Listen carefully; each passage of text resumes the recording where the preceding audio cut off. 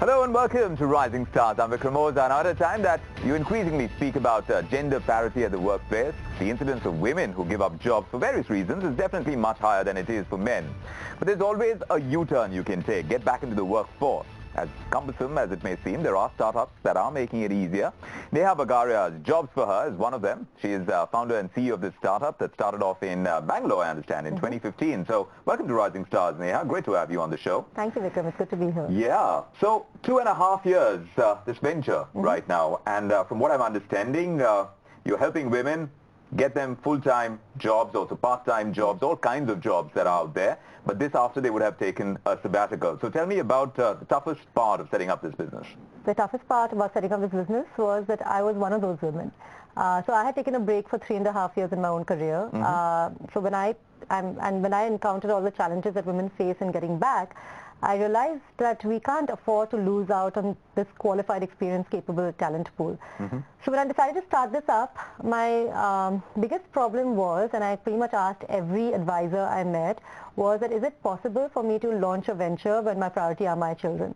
In fact, when I started Jobs for Her, I used to think that I'll be able to do this part-time so that I can pick up my children from school. Correct. So I think for me, myself, the transformation I had to undergo in order to run a startup like this was the toughest part. So right, I mean, it's always, the concept is always a need base. There is a gap that you see within the market as well. But from a company standpoint, specifically when they're looking at hiring, why would they be looking at women who've been on a sabbatical to take them back? I'm just asking you to make a business case out of this. Sure, absolutely. So we have about 3,000 companies on the portal right now, Vikram, and they come to our portal for several different reasons, right? There are the startups and SMEs who really are just looking for good, experienced talent. Now, this is a talent pool of women who've had about 5+ years of experience. They could have taken a gap of 1 to 3 years, and they're ready to join you immediately. So for them, when they're looking for good, experienced talent, they're like, this is a great talent pool for that. Then there are companies who are looking at hiring in large numbers, right? Lots of large companies where they will have gender agnostic roles, but when they need to hire in such large numbers, they can't afford to lose access to a significant talent pool. So they need to also find out how do they widen the access to talent. And then there are companies who are specifically looking for diversity goals, for meeting the diversity goals. Now for those companies, they have to figure out how do we get women back to work. Because frankly, 50% of all working women in India drop out of their careers in 3 years. If we don't get them back, we're not going to meet those diversity goals. All right. So these are the three fundamental reasons, but which one is the strongest? Which one really brings in the revenues for you?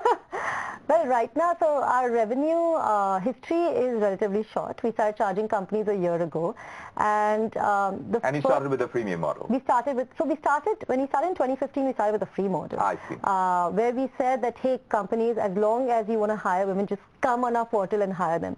In fact, when we started Jobs for Her, we had to convince companies that this is a very good talent pool for you to look at hiring. And today, we're at the stage where companies are paying us to hire them, which is great. It's good to see that journey over the last 2 years. Today, our largest chunk of revenue comes from large companies who are looking at either hiring in large numbers or are looking at meeting the diversity goals. So when you talk about these companies, what are the average spends like? I mean, which are the biggest chunks that you get?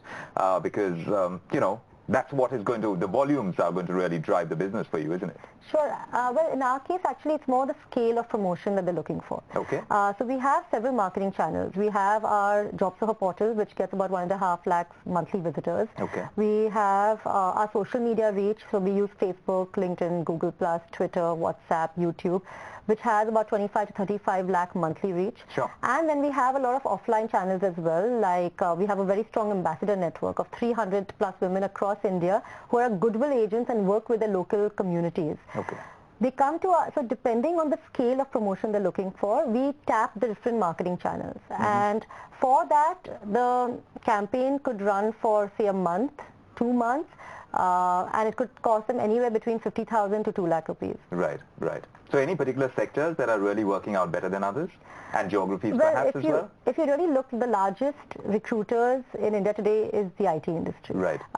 So for them, this is extremely critical. And the largest recruiters are the IT industry, but are they also the largest recruiters of women who have taken a break? So they're actually also facing the brunt of having low diversity in the workplace. Sure. So they're actually trying the hardest to fix the diversity ratios. I see. And there is a lot of reskilling that is required when women are trying to get back to work.